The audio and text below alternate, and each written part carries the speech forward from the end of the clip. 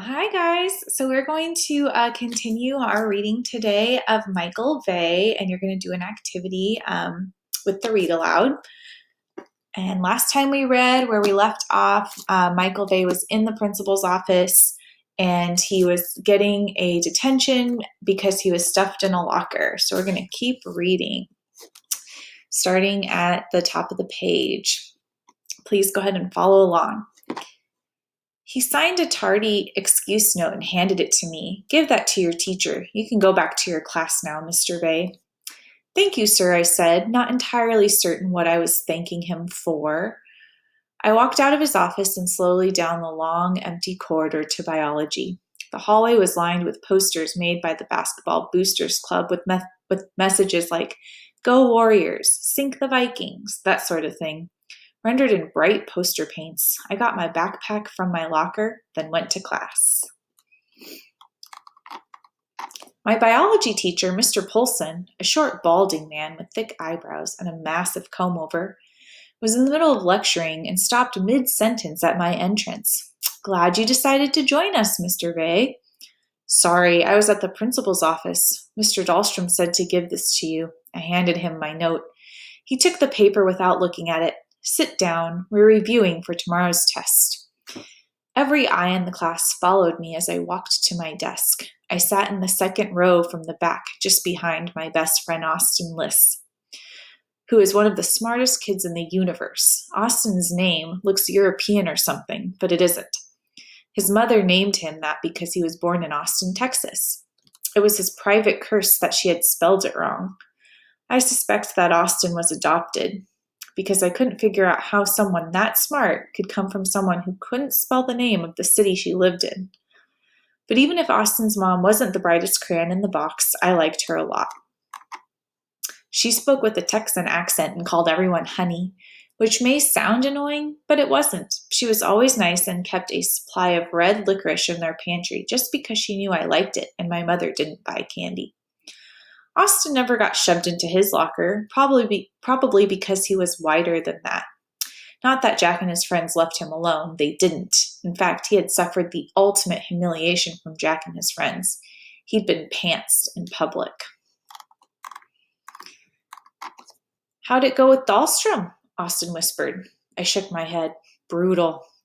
As I sat down, Taylor Ridley, who sat in the desk to the left, turned and smiled at me. Taylor is a cheerleader and one of the prettiest girls at Meridian. Heck, she's one of the prettiest girls in any high school anywhere in the world.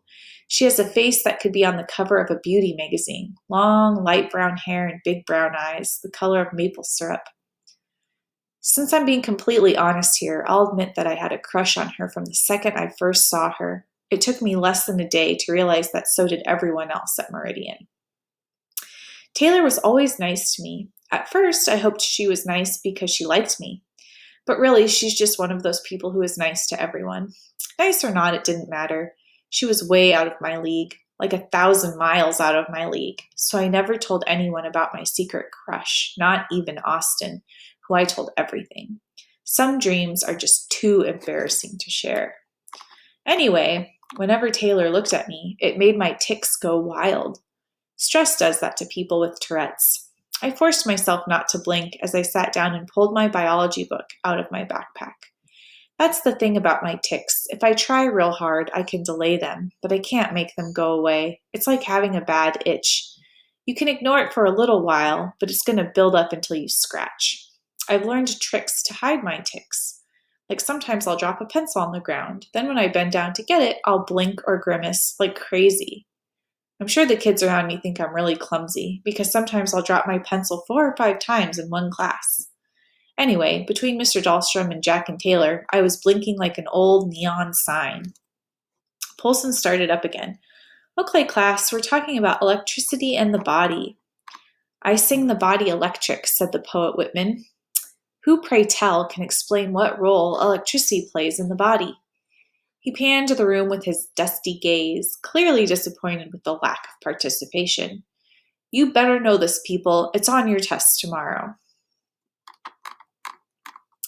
Electricity runs our heart, the girl with massive braces in the front row said. Correct, he said. And what else? Taylor raised her hand. It signals all of our nerves and thoughts. That's right, Miss Ridley. And where does this electricity come from? He looked around the room. Where does the electricity come from? Come on, people. It was dangerous when no one was answering, because that's when he started hunting out those least likely to answer correctly. How about you, Mr. Morris? Batteries? The class laughed. Brilliant, Polson said, shaking his head. Batteries. Okay, Mr. Morris, perhaps it's time you changed your batteries, because clearly they are running down. Where does electricity come from, Mr. Vey? I swallowed. Electrolytes, I said. That would be true, Mr. Vey, if you were an electric eel. Everyone laughed again. Taylor glanced over at me sympathetically. I dropped my pencil on the floor. Austin raised his hand. Mr. Liss, Polson said, enlighten us. Austin straightened himself up in his chair like he was about to deliver a lecture, which he was. The human body generates an electrical current through chemical concentrations in the nerves in a process called bioelectrogenesis. Whenever a nerve signal is sent, potassium ions flood out of nerve cells and sodium ions flood in. Both of these ions have slightly different charges, and so the difference in ionic concentrations inside and outside the nerve cell creates a charge which our bodies process as electricity. Bravo, Mr. Liss. Harvard awaits. For those of you who have no idea what Mr. Liss just said, I'll write it on the board. Bioelectrogenesis. When Polson's back was turned, Austin turned around and whispered, What happened with Dahlstrom? Did Jack get detention? I shook my head. No, I got detention. Okay, I want to pause for a minute because I think it's really interesting and a really good strategy the way that the writer differentiates his characters. We can tell that our main character, Michael Vey, is a pretty typical teenage kid with the language he uses. He uses words like and things like that. The way he speaks sounds very conversational. And then we have this character, Austin, who's his best friend, and you can clearly tell that Austin is extremely intelligent because of all the big words he uses, and he kind of speaks like a dictionary. So here he's saying things like electrical currents through chemical concentrations and bioelectrogenesis.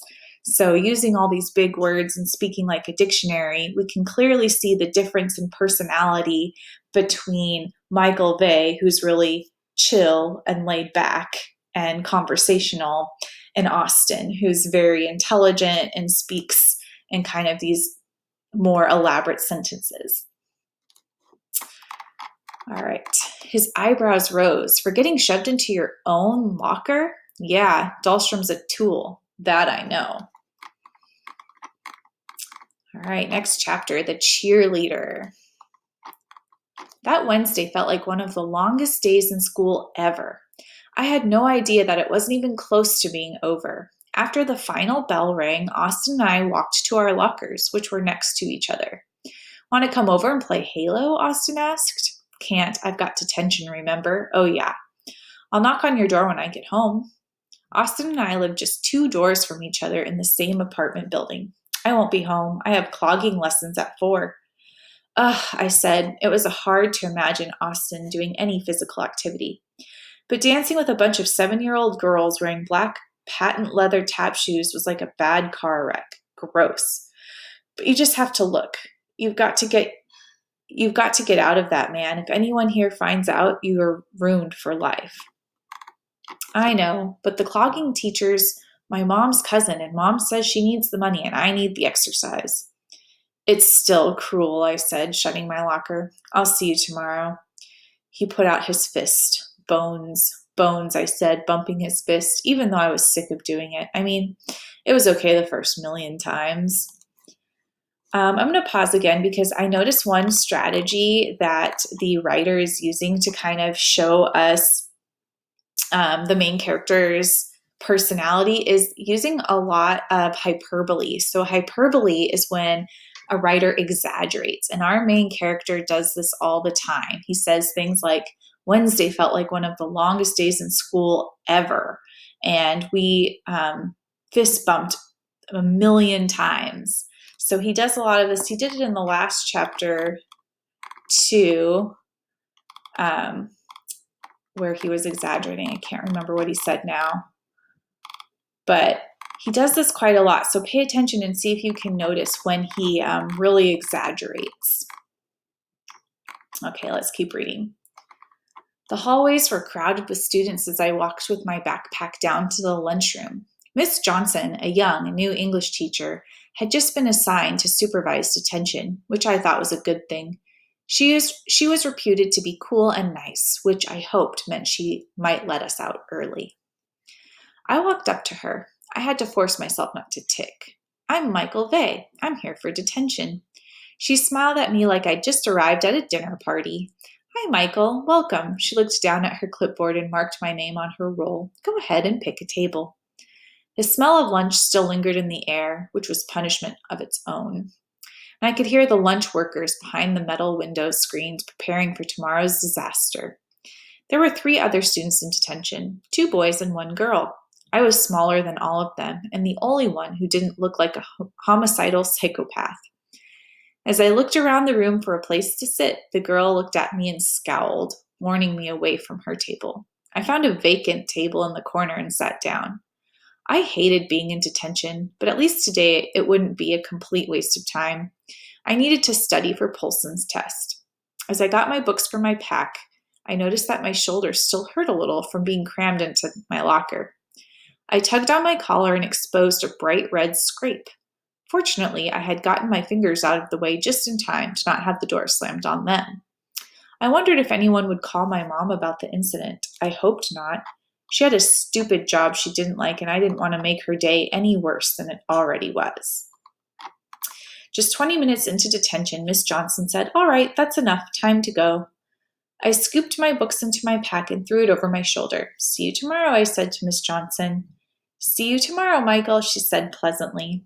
Outside the cafeteria, the halls were now empty, except for the janitorial crew that had moved in and were pushing wide brooms up and down the tiled corridors. I stopped at my locker and grabbed the licorice I'd stowed in there after lunch and had looked forward to all day. I peeled back its wrapper and took a delicious, chewy bite. Whoever invented licorice was a genius. I loved licorice almost as much as Rice Krispie squares.